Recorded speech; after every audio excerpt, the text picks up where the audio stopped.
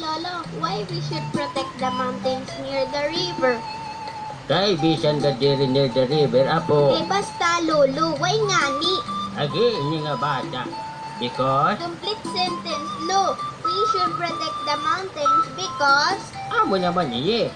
We should protect the mountains near the river because it serves as the catch basin of our watershed. What's watershed, Lolo? Watershed is the forest cover of the mountains, which water mostly from rains run down to the river and where we source our potable water.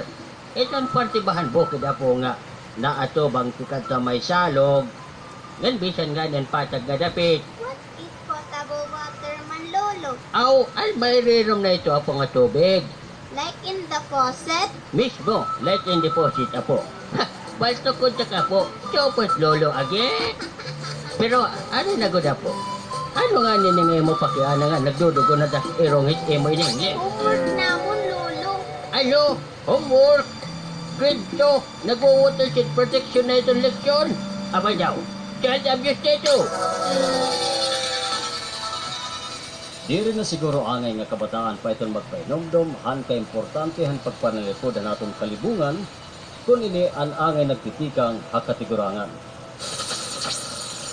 This advocacy campaign is paid for by the Leyte Metropolitan Water District.